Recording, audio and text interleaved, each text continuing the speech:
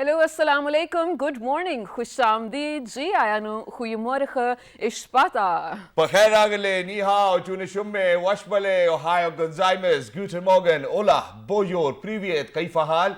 Hale shumat chatore, ahlan masalan, marhaba, buna, mucho, gracias, swabia, balli karaya. And thank you very much, ladies and gentlemen, for tuning into PTV World. You guys are truly watching World this morning. Today happens to be Friday. So I really need to tell everybody out there, please make sure that you say a prayer for us and for our entire team and our families and for everybody who's out there. Yes. But with me, ladies and gentlemen, today, on Friday, I'm very lucky that I've actually been joined by a symbol of peace because that's how she looks as well. Of course. She is with Shiza Hashmi and I happen to be Shahzad Hassan Khan. Hello Shiza, how are you doing on a very fine Friday morning over here in Islamabad? Thank you so much for asking. I'm doing absolutely great and maybe even a little better because I know that the weekend is finally here. I don't know, for some reason this week was sort of a drag and I'm just speaking on behalf of myself, can't speak for everyone else out there, but it was a little dragged. Don't you feel like it? I mean, because I remember, so Monday we came here and I was like, Shahzad, I hope it's Friday. And I was literally going to say it's either Thursday or Friday, but it was Monday. So how was your week? Well, you know what I think is something which is very opposite from what you've been thinking. And that is that I personally think that days now actually pass very faster. And yeah, or probably it might be because of the fact that we really do not get enough time to kind of think about anything else but work. Probably, yes. And while you're busy at work, you want the day to be longer because since it's winters, and it was so difficult for me initially when winter started to kind of adjust because you know, after 5 or 5:30, there was no light outside. Yeah, and I'm the one days of are those so people short. who would always love the sun to shine on him as well. And I, you know, even if I sleep throughout the day and wake up at night or probably in the evening, I am a depressed soul because I haven't seen the sun. Oh. You know, so that's something which was a little difficult for me. But other than that, I think that the week went pretty much smooth. But not just that, ladies and gentlemen, I believe that, you know, that there can always be a different perception with any individual, and you know, every walk of life will have a different thinking process as well. Definitely. But it can be a drag for you, and while, you know, somebody might have enjoyed the entire week, probably if they were in Bahamas, you know, somewhere out there in front of the beach, Imagine. they would want this week to cease. They would be like, But okay, it's don't you- Wednesday today, you know, let's just, Lamia, please, let it be Wednesday for the entire life. You know, this can be very different. Of course, I mean, different people have different phases going on as well. And I think there are two things that we need to sort of take further from this as well. First of all, this sort of makes you realize that a lot of people around you are definitely not in the same boat or feeling the same way. So please make sure to be, like we always say, compassionate and considerate. Exactly. Secondly, you said there must be people, you know, in different parts of the world where they must be feeling so excited or happy or sad whatsoever. What do you think the people of Dubai were feeling yesterday? Or not necessarily their citizens, but people who were in Dubai. I think people who were in Dubai were very excited. They were very excited of the fact that, you know, they were there within the stadium watching our Right. Pakistani superstars and Australian superstars.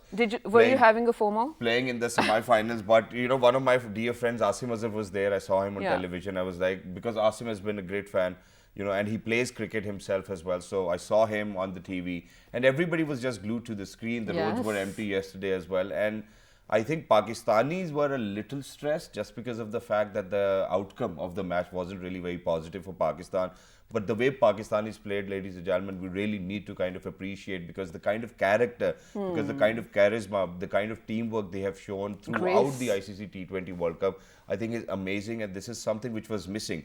And we really need to give credit to the Aussie coach who actually brought in that Yes. aggression. I've been talking about that, and this is something which was needed in fact. But Right. the sweetest message actually Oh my came God, out it was so nice. when our Prime Minister, Mr. Imran Khan Sahib, tweeted, I want to share this tweet with the entire nation, people who are Pakistani but are outside Pakistan. Please go ahead and read this beautiful message, that too by our Prime Minister, Imran Khan. And he says, to Babar Azam and the team, I know exactly how all of you are feeling right now because I have faced similar disappointments on the cricket field, but you should all be proud of the quality of cricket you played and the humility you showed in your wins. Congratulations, Team Of course, Pakistan and it's Team such Australia. it's so heartwarming actually, you know, imagine is. being the players and then, because let me tell you ladies and gentlemen, last night as soon as the match ended, so of course more than I'm a cricket fan, I feel like I'm a social media savvy person, Yeah. okay?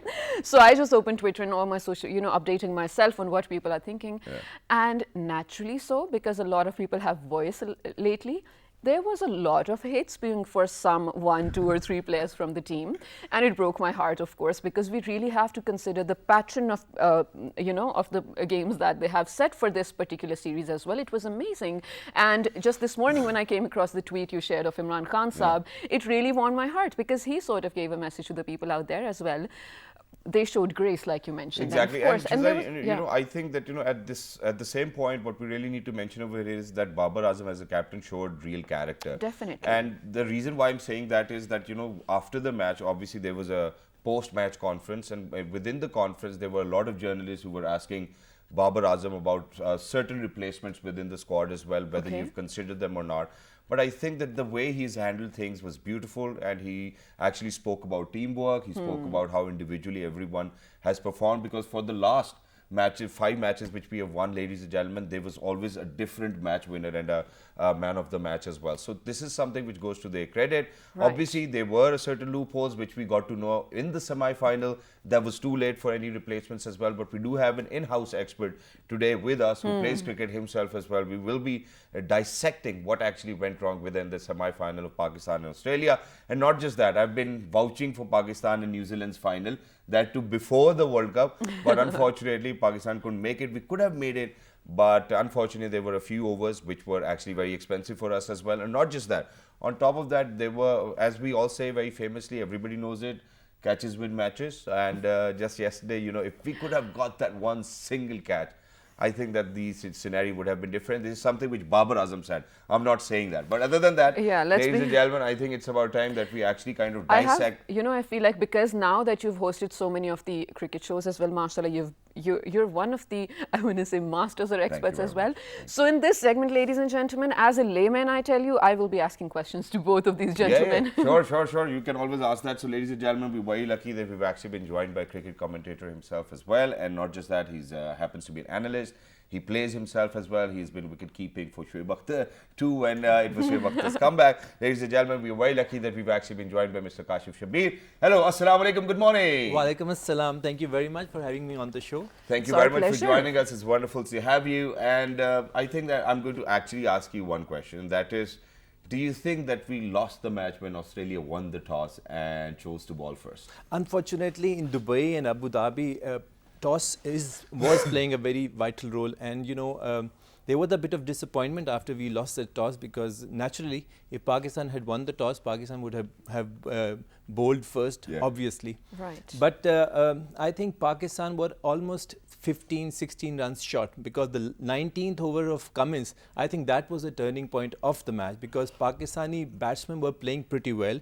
Initially, Fakhr Zaman was not up to the mark, because we were expecting around 130, 140 strike rate from Fakhr Zaman. But in the end, he made up with all the mistakes that he did initially. That he made up. He did. Yeah. And he ended up at around 170, 175 of the strike rate. But I think that Cummins over, the last over of the Cummins, that was the turning point. Because if Pakistan had touched 190, it would have been a different scenario for Pakistan. That's true, and thank you very much for saying that. But at this point of time, because I do forget things. I'm a human. There can be to human as well. So what I really need to mention over here is that a big round of applause for Babar Azam, first of all, for completing his 2,500 runs. And that too, I think, in only 62 matches, ladies and gentlemen. And he's one of the top scorers in the world in T20 international. And so congratulations. I think he's a marvel. And he's a blessing. And when we speak about Babar Azam and Mohammad Rizwan, I think Mohammad Rizwan was such an amazing find that we really never had that kind of confidence in our openers, and we always kind of struggled. Then in between, we were struggling somewhere in the middle order as well. So I think that the team did gel in. But now what I want to ask is, and there are a lot of people who are actually debating about it, and that is that people were saying that, okay, probably Hassan could have sat down, but obviously Babar was supporting him and Hassan was at his back as well. And they said that Wasim Junior should have come in as well. And not just that, I think that there was another replacement people were talking about, that if God forbid Hafiz or Malik sits down, I think Haider can come in as well. Do you think that it could have made sense, or the scenario could have been different? I think now all these are post-match discussions. But had we won, discussion would be different. Yeah, but looking at the past record of Hassan Ali, starting from the warm-up matches, we could easily see that Hassan Ali was not in his best of the forms, because he was not performing as we were expecting from Hassan Ali. Secondly, we had the luxury, the option of, you know, 2 easy matches of Namibia and Scotland. And those matches were available to Pakistan when Pakistan already had qualified for the semi-final. So I think that was the time when Pakistan could have tried their bench strength. We never opted for our bench strength. And I think that was a very wise decision from the management and from the captain, that after winning the toss, we opted to bat first, so we could explore the, you know, the potential of Pakistan in batting first. So when we opted to bat first, we could have, you know, opted for another bowler instead of Hassan Ali. We could have opted for Wasim Jr., because Wasim Jr. is not only a bowler, but he can also bat well. So, you know, we had that strength available for Pakistan. Secondly, we could have tried Mohammad Nawaz as well as a leg spinner, as a left-arm bowler. So these 2 options were available for Pakistan, but unfortunately, Dhani was in the reserve, so we could not have opted for Dhani. And he was in good form in T20. I mean, but you know, people and the critics and all the analysts, they were talking about Hassan Ali, that Hassan Ali is a big match player, so he will come good in a big match. Same was the case with Fakhar Zaman, because Fakhar Zaman also did not play well in the initial matches, but in the semi-finals he played brilliantly. So that, and Fakhar Zaman has always been expressed as the X factor for Pakistan, and this is exactly what he expressed in the semi-finals. So there was an option was available, but as I said, these are all post-match discussions.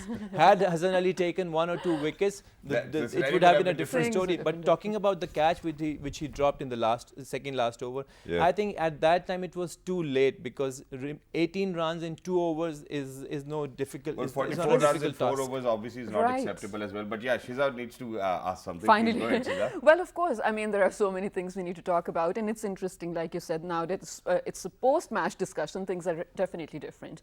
Now, you know, saving the best for the last, and we were, I think, the entire Pakistan and everyone supporting Pakistan was looking forward for Afridi to come in and start his work and, you know, just clean out everything and save Pakistan. What went wrong there? Because that was the last hope. I know you already said that we weren't going to make it, I mean, towards the end of the, when we say that we could see it's not going to happen, but still, hope was with Afridi. I want you to answer what might have gone wrong there, but before that, ladies and gentlemen, we have a few highlights, the best ones actually, let's take a look from first yesterday's and then we kind of, you know, indulge into talking about what went wrong. Okay, let's do it. Shot! Oh, wow! Bubba.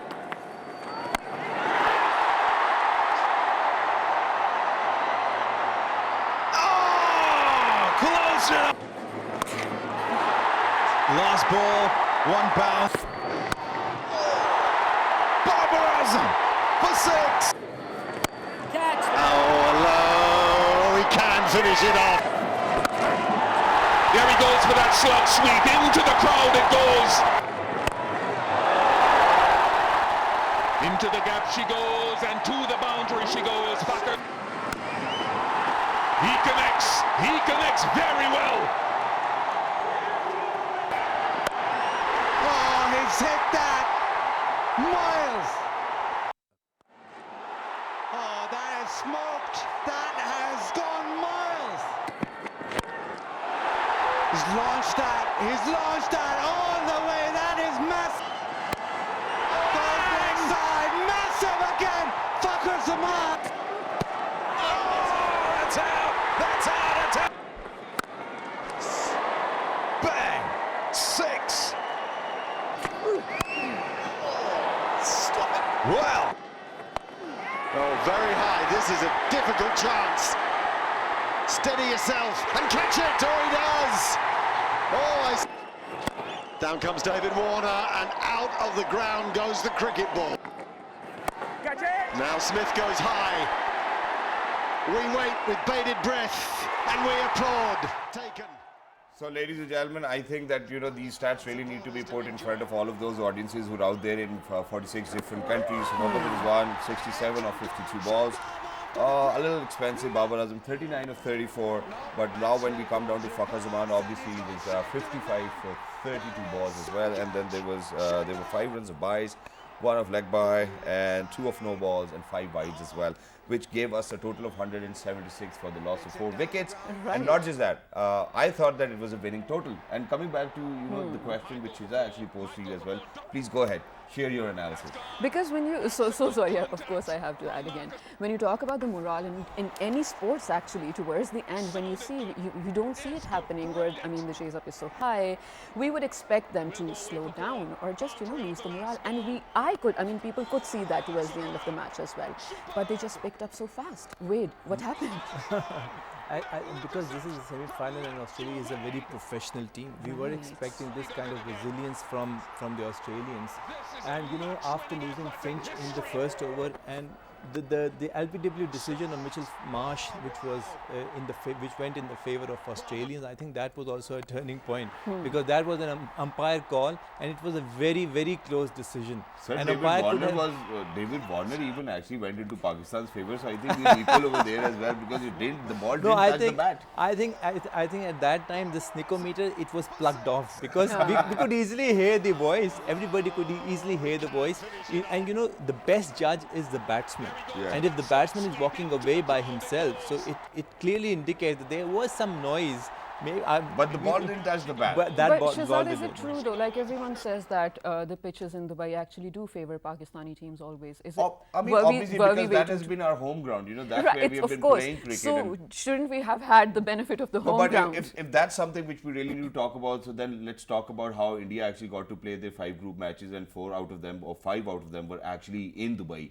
So they weren't really sent anywhere else, and they actually were given a window to kind of rest themselves as well, and that too after the IPL. So imagine, I think we shouldn't actually get into that kind of conversation because there were certainly very different kind of news coming in that that the pitch curator actually attempted suicide as well. So for all of those people who might not know about this news, let's not get into this early morning. Let's just stick to the match. No, but I think the Australians, they played really well, and the best part of Australian inning was that they were losing wickets, but at the same time they were accumulating runs. They were not letting the run rate climb up to a level which was not possible for them to chase. So I think that was a very positive sign from the Australians. We need to learn from our mistakes. And the post-match discussion of the team and Babar Azam, I think that was very, very positive because the team need to gel in together as they were in this tournament. And this is not the end of the world. The next T20 World Cup is almost 8-9 months away. So if the preparation of this team starts right now, I think Pakistan is in for a chance for that World Cup as well because we have the potential both in the batting and in the bowling, and the kind of pace attack that we have and the wickets of Australia, I think it is going to be a very good side for Pakistan. Right, and actually a question for both of you. Now that you said if we start preparing already, of course, inshallah, we have a chance. What would you change in this squad lineup? And you too, for the next time. Yeah, let's do it. You want to go first? I think we would like to bring some newcomers in the team. I think Haider Ali should be opted for the team. Mohammad Nawaz is a good choice. So who do you think is going out? Is it Hafiz? Is it Malik? Both of them are going out, or do you think that they're going to stay for another? They're going to stay. They're going to stay for sure because they have not yet decided for their retirement. Malik even played a beautiful inning the other day. And the best part is that they both have been opted for the Bangladesh tour. It was only Mohammad Hafiz who opted to stay back because he wanted to give chance to the new talent. Exactly. So I think in the Australia tour, definitely we'll be seeing Dhani playing because the pitches of Australia, they are helpful to the pace attack, especially the Perth and the Sydney wickets. So I think the pace attack is good for Pakistan. Plus Imad Wasim can be a very vital option for Pakistan because the spinner and the left arm spinner who can bring the ball back in. I think that is a very key factor for Pakistan. And this is how actually Shine has been getting wickets as well. But other than that, what I actually want to ask now is that okay, you have opted for all of those options you think will suit. And on the contrary, I would want Nawaz to actually come in because we have tested Imad quite a lot now. And he wasn't really very crucial, even though that he kind of came up with an over where there were 4 dot balls as well. But then eventually, a spinner shouldn't really be very expensive to Pakistan side as well. And this is something which I continuously think about. But God forbid if you think that the Malik and Hafiz are not going to be there, you spoke about Haider, Who do you think can come somewhere in the middle order? Maybe Abdullah Shafiq. Abdullah Shafiq yeah, is a very good option for Pakistan. Then Shajeel Khan can make a comeback to the team because we need good openers. You know, the problem of Pakistan, there's no doubt. Openers are good. No, there's no doubt about the combination of Babar Azam and Rizwan. You know, but the problem is that we are not utilizing the top 6 overs. Okay. The power, the power hitting. Yesterday we did. Yesterday we did, Yeah. but if you look at the track record, you know, we consume all these 6 overs, but we make around 30-35 runs. Yesterday we made almost 47 runs without losing a wicket. So I think Shajeel Khan can be a very good option there. But I have always been advocating on the fact that if we can have openers like Shajeel Khan and Fakhar Zaman and Babar Azam can come at number 3, then we can give that extra strength to our middle order batting lineup. And in the absence of, say, Mohammad Hafiz and Shoaib Malik, if we can bring Babar Azam down, maybe that can give a boost to the middle Babar order Azam batting. did try playing on number 3 as well. If you remember, you know, just a few, I think, series ago, Babar Azam did try, you know, where they actually brought in, I think it was Shajeel, or there was some other guy who they wanted to test as an opener. There were a lot of people who were actually kind of chasing him on Twitter as well. So he did try that, but that didn't really work out. And you're right, because yesterday it was the first of its kind match where we actually utilized the power play as well, and it was 47 runs. First 8 overs were marvelous. Then all of a sudden, since I was at the gym, I actually had to go down to, you know, take shower and steam. I came back, it was the 12th over, and we were still at 112 or something, or 13th over. And we were at 94. After 12 overs, we were on 94. Imagine. So I was like, what went wrong? So, you know, I think this is where we really need to catch it, because these were the 4 crucial overs, 9th, 10th, 11th and 12th. Exactly. What went wrong over there? Because Babar went out, Fakhar came in, and Fakhar was initially very slow. Because in the initial matches, Fakhar did not play well. So that was the time when Fakhar was trying to, you know, put the bat on the ball, and he could not time well. And Fakhar is always looking for the pace, and that was a time when Zampa was bowling, Maxwell was bowling. So he's not that, you know, lucrative against the spinners. He was looking for the pace attack. And as Cummins and Hazelwood and Stark came back, then he started timing the ball well. And that is why I said that initially his strike rate was around 100, 110. But after that, it went up to around 170, 172. But at that very moment, when Fakhar Zaman was not timing well, Rizwan was also in that phase where he could not time the ball well. But we can give that leverage to Rizwan because he was not well. And he was actually admitted in the ICU for the last 2 days, and he actually showed a lot of sportsman spirit as well, came down, played so well as well. This is why we say that Pakistan is a resilient nation. Not only the nation, the team was also resilient. And you know, this is something which we actually, you know, when we go back in time, this is something which actually used to happen to Shoaib Akhtar Saab as well, where, you know, he would have water into his knees as well, and he would have to take it out.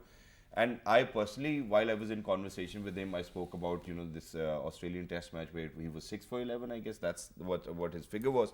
One of the best. So he was like, I've had 4 wickets earlier, then I had to go to the hospital. Next morning, the doctor said, you cannot go back. He said that, you know, I actually want to had a panja. But then he was like, Allah was very kind that, you know, I actually got 6. But not just that, I think I'm going to request my team to please play the Australians batting, so that we can actually share some insights on that as well, because towards the end, Matthew Wade and Stoinis actually did a great job. But, you know, that very important catch, which was missed, unfortunately, do you think could have turned the game around?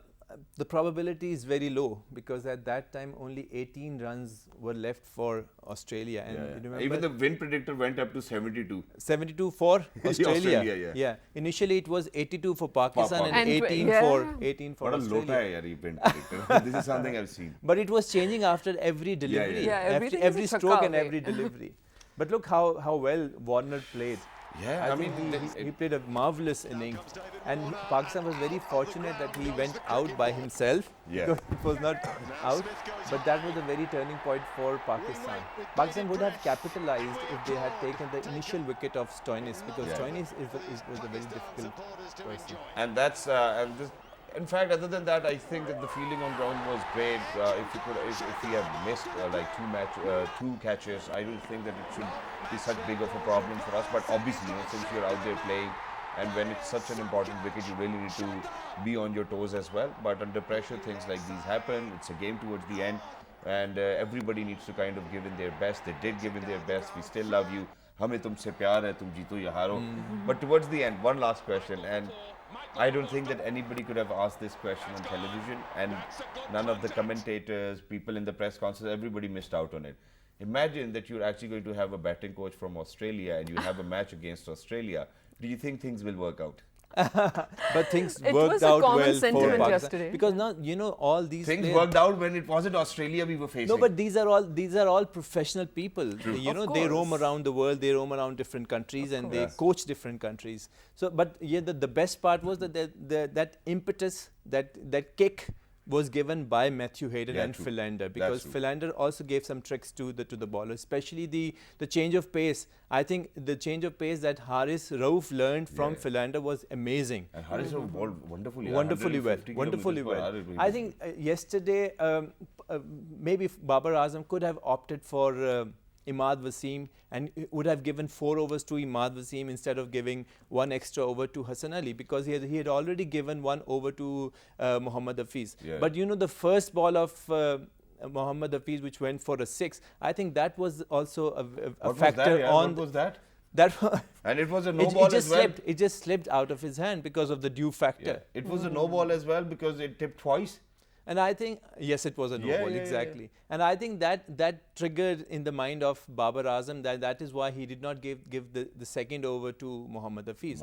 I mean, he could have, you know, taken that chance of giving another over to Mohammad Hafiz, because he went for just 6 on the very first delivery. Otherwise, all 5 deliveries were pretty good. But sir, to be very honest, you know, while I was actually watching the match, you know, my heartbeat was somewhat at around 140, Everyone, 150. And I yes. thought of going and getting myself an ECG. Imagine what Babar and the entire Pakistan 11 but these might have players are been going used through. to it. Yeah, obviously they need to be Right. used to it as well, but congratulations to the entire team. You know, they did put up a show. You know, we want to congratulate them. And for all of those people who are out there, if you get to know when they're coming back, please make sure that you show some love to them as well, because this kind of character we've never seen. But the best part is that for the last 5 World Cups, Pakistan has always made it to the semi-finals as well. But thank you very much, Kashi bhai, for joining us. It was wonderful to be in Thank you very conversation. much. You're truly a great find for us, and inshallah we'll continue to have you. That too, Inshallah. to talk about cricket matches. You want to say Yes. something? Of course, we're headed out to a very short break, ladies and gentlemen. Just one request to all of you social media users out there.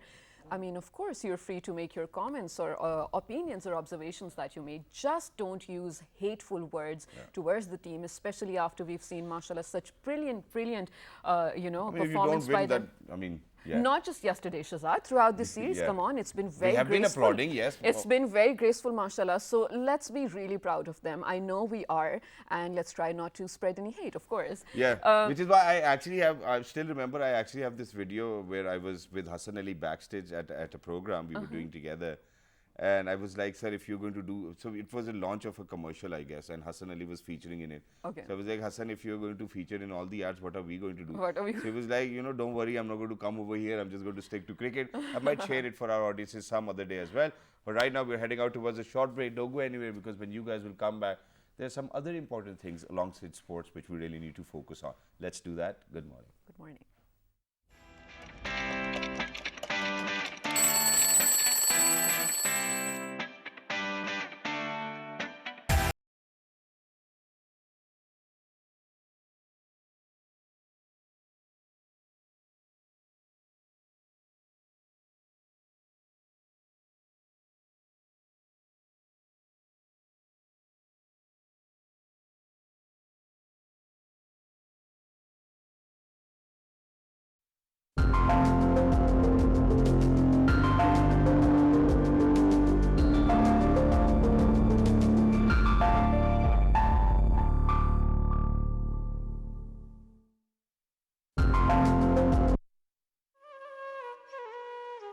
Passion for polo will be the highest on the world's highest polo ground. Shandur invites visitors to experience a traditional polo tournament between the teams of Chitral and Gilgit. The tournament is held on Shandur Pass, the highest polo ground in the world, at 3,700 meters above sea level. The first time a polo tournament took place on the Shandur Pass was in 1936. It is a place unique and exotic in itself, surrounded by some of the most spectacular mountain scenery in the world. The event marks the annual rivalry between the teams of Chitral and Gilgit. The polo tournament has some added attractions for the visitors: trout fishing at the nearby streams and lakes, and a festival of folk dances and music of northern Pakistan. The event in itself offers a fascinating insight into the lifestyle of the people of this region. Their culture and indigenous customs are a delight to behold for the visitors. Crystal clear lakes, snow-covered mountains, alpine flowers, and vast stretches of green grass are added attractions. Fairs and festivals of Pakistan.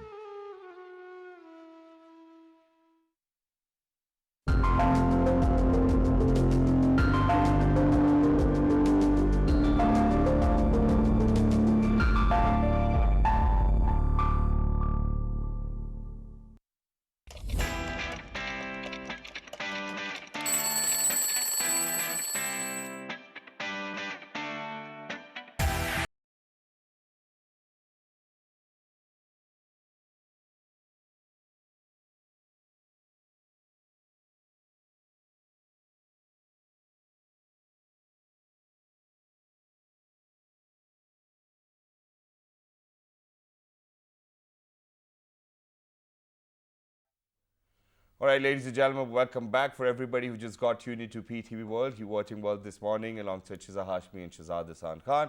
Before heading out towards a break, we were actually kind of dissecting what went wrong in the semi-final, where it was Pakistan locking horns with Australia, and obviously Australia did unlock our horns. All right. It's so funny that we're talking about what went wrong. Yeah. My conclusion is nothing went wrong. It's all right, you guys. Wonderful, wonderful.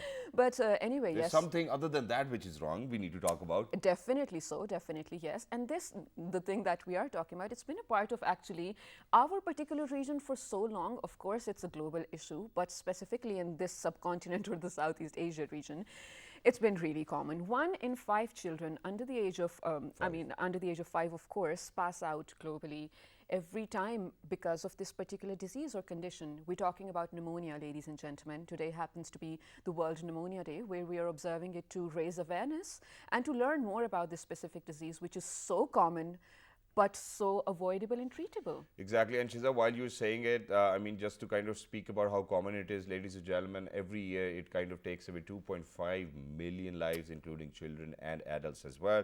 But not just that. I mean, if we are to kind of speak about the kind of environment we live in, the kind of air we breathe in, because it is one of those causes, I think we really need to count COVID in it as well. And the 2.5 million lives or 5.2 million lives which COVID has taken away are going to fall under the umbrella of pneumonia as well, because it is a lung related disease. Right. But while we speak about it, and while Shiza has said it, that you know that it is treatable and we can actually avoid it, why are we not able to avoid it is something that we really need to talk about, and how to spread awareness. Because just a few weeks ago, you know, everybody knows, I kept on saying it on television, a lot of people sent in a lot of prayers that my daughter was admitted in the hospital and it was a lung related issue where the oxygen couldn't be maintained. So it is similarly pneumonia. And the first ever diagnosis that doctor would come up with was like, okay, we think that, you know, it's pneumonia, we think that it's pneumonia. But then they weren't sure, obviously it wasn't pneumonia.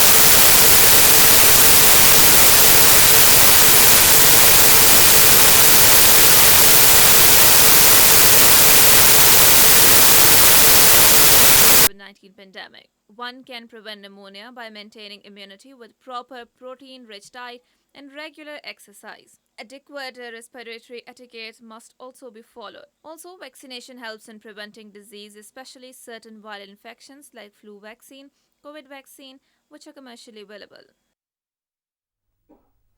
And on this note, ladies and gentlemen, we're very lucky that we've actually been joined by Dr. Mohave Aslam, who's over here with us today. He's an ENT doctor. So let's kind of have a conversation with him. Assalamu alaikum. Good morning. How are you? Wa alaikum salam. Thank you for inviting me. Thank you very much, It's a Dr. Saab, for pleasure. joining us. Wonderful to have you. So today you really have to tell us about pneumonia. What are the causes of pneumonia? Weather change, I think, is one of the most pivotal cause for kind of getting pneumonia as well. And how do you think that we can protect our children and ourselves for a better future? Yes, very rightly, as you explained in your intro, that pneumonia is the #1 killer in children less than 5 years of age. And as we speak, like one child dies in every 39 seconds over the world Oh my God. Of pneumonia. of pneumonia. What are the causes of pneumonia? So pneumonia is classified into basically 3 causes. We have viral causes, we have bacterial causes, and then we have the fungi causes. All right. Okay. Which ones are the most common, or what would you say actually causes this in our region, Pakistan? So you must have heard of COVID-19. Yes, That is a of course. pneumonia. Okay, okay. So other than the COVID-19, we have bacterial causes. The #1 bacteria which causes pneumonia is Streptococcus pneumoniae. Right. And then we have the fungi causes, which are usually seen in immunocompromised patients. So those are rare, Okay. but we have But they, some fungi they pneumonia. do still exist. Right. So, which makes me question, how do we contract all of these different types of pneumonia as well? Is it some dirty water places we're going to? Is it something we're the air eating? we What is breathe, I it? guess. Yeah. Or is it the air that we breathe? No, pneumonia is an infection of the lungs. Right. So, how do we contract? whatever goes into your airway Oh. can cause infection. Okay. Got it. So this is not due to water. This is due to air. Got Okay, it. that's wonderful. Obviously, Yeah. because this is something which I actually read on Facebook just yesterday. Because now I know that Lahore is actually going to have a lot of trouble because they will have to live somewhat around smoke yes. in the days to come as well, and the government will obviously do something about it. But somebody said that only boys smoke cigarettes, legends smoke cigars, and people of Lahore live in smoke. This is something which they were talking about on a very light note. But when we come down to the air quality, obviously it's not going to change because the way we have polluted our surroundings, and we are the ones who are responsible for it. If there's somebody who's actually emitting a lot of fuel emissions, they do not even worry about it, they do not even bother about it, and they continue to do so. So that's something which is not changing. How do you think that we can actually detect pneumonia earlier so that we can go in and get the treatment as quickly as possible? Because this is what the problem is. So we get normal flu, God forbid, so the nose is running, there's a little bit of breathing issue, and we think that since our nose is blocked, so obviously, that's why that we actually have a hindrance in between our airwaves and we cannot breathe properly. But eventually, God forbid, what happens is that all of a sudden, one night, your oxygen saturation starts to drop low, you cannot breathe, and that's too late already. And you go to the hospital, they tell you pneumonia, and I don't know whether you, and the doctors at that time say, sir, dua kare, Allah kare, inshallah bach jayenge. So obviously everybody needs to do that. But how can we kind of detect at our homes in the first place at an earlier stage that, God forbid, it might be pneumonia, let's get it tested? Yes, very rightly. You have asked that. This is a very important question. You need to know 3 important signs and symptoms of pneumonia. Go ahead. #1 is fever. #2 is cough. And #3 is difficulty in breathing or a raised respiratory rate or a faster breathing rate. All right. Okay. So these are the 3 symptoms which are common in all pneumonias. Other than that, there are specific symptoms for fungi pneumonia, for bacterial pneumonia, or for viral pneumonia, but we won't go into those details. You need to know 3 common symptoms. #1, fever. #2, cough. And #3 is difficulty in breathing.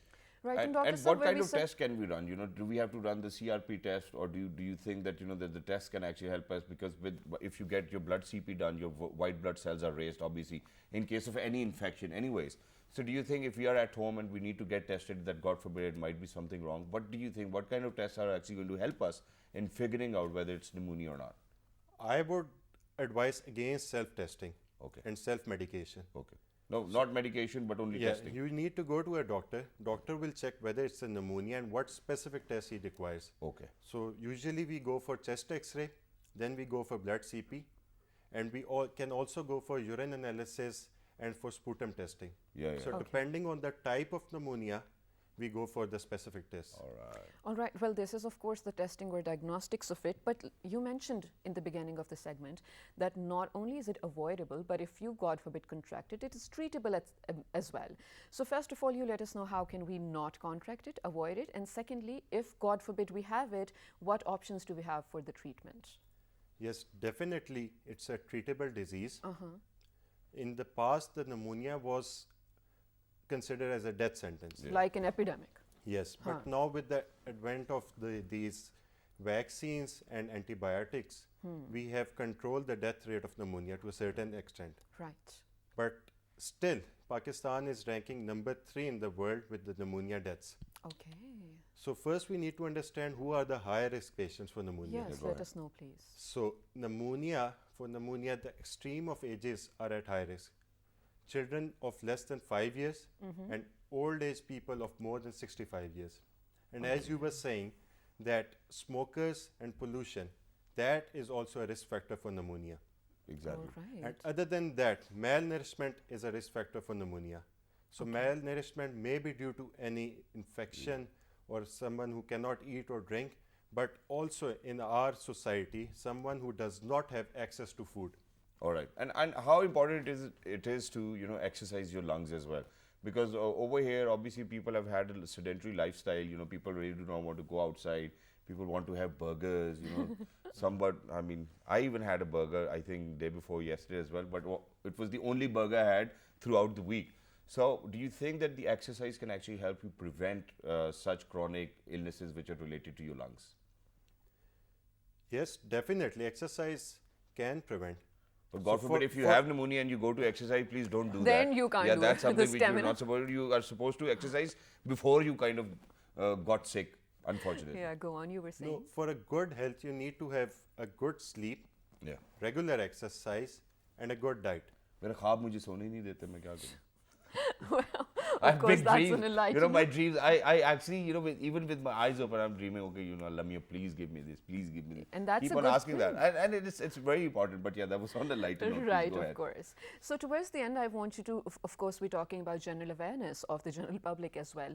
I want you to give out a message to especially those people living in the segments of the society where they don't actually know where they might get pneumonia from, or if they even have it, or if they even should go to a doctor as well. Please speak to them. Let us know how crucial it is to know about it. Yes, you're right that pneumonia, we have basically two types of pneumonia. One is the hospital-acquired pneumonia, and second is the community-acquired pneumonia. So, community-acquired pneumonia is which you get from outside the hospital premises. So, you can prevent the community-acquired pneumonia. Exactly, and this is something which we want for the people out there. We want you to be healthy, because if you're going to be healthy, only then you will be wealthy. Ladies and gentlemen, please make sure that you actually take your kids. Me and Shiza over here on the program have been repetitively saying that everybody needs to go to a doctor at least once a year, if not twice a year. Go once a year, get all your tests done as well, because we have spoken about even breast cancer. We've talked about almost majority of the diseases which unfortunately have been a bigger killer than COVID too as well. And I think that this is the time that we eventually realize the value of life, because God forbid if people, you go to those people who have actually lost their loved one due to COVID, imagine that, there are families where they have lost 3 or 4 members each within a family. And unfortunately now when you go and talk to them, they always talk about how if they could have taken a prevention measure, they could have saved their loved ones. So please, I want people to do that. And there's one more thing, sir, because we're talking about pneumonia and it has to do a lot with breathing as well. So, in love, upar ki saans upar reh jati, niche ki niche. Do you think that one should not fall in love as well to avoid I think pneumonia? what he means to say is, Love how can you pneumonia. tell love and pneumonia apart? Love pneumonia bhi ho jata hai na, sir? Basically, I'm a medical doctor, so But human first, right? No? no, you don't find love in depressive places. In the so, Well, so I'm working in a hospital. Aw. I think you see the most love in airports and hospitals, to be honest. I mean, yeah, that's where you find love, obviously. That's where you find care, because God forbid, unfortunately, if you're in a hospital, you know, the nurse is going to come in, you know, she's going to look after you so well. Even the sisters come in, you know, so obviously, you know, that's the kind of love and care we were talking about, but you, I think, took it somewhere else. I'm sorry for being tricky early in the morning. Yeah, you have No, something you were to say? right that hospitals have heard more duas than a temple or a mosque. And the sincerest yeah. ones as well, definitely. But thank you so much, Dr. Mavis, for being here. Thank you for letting us know about how important it is to learn and be aware, so that whenever, if we meet someone who needs to learn about this, we can tell them what we learned. Towards the end, of course, I want you all to remember us in your prayers. It is Jummah, of course, Jummah Mubarak. Please do not forget to recite a lot of Durood Sharif as well. And, well, we'll see you on Monday, inshallah. Exactly. So look after yourselves, ladies and gentlemen. Please make sure that just by knowing that it's going to be the weekend, don't make your parents wait late at night. Come back home as quickly as possible, because they get worried when their kids are not around. It's just like a bird in a nest, and their chicks in the nest as well, who actually took a flight. She keeps on waiting for them to come back, and that too safe and sound. So just look after yourselves, look after your surroundings, and make sure that you do not pollute the air. Make sure that you take your responsibility as an individual, as a citizen, and play your role. So look after yourselves. Make sure that you write to us on our Facebook page, which is with the name of Well This Morning. On Twitter. Well This Morning without Daily a G. Motion and G-Cheat. It's everything Well This Morning. And the fabulous repeat is going to be at 5 past midnight. Till the next time, look after yourselves. Let's do it together. 1, 2, 3. Good morning.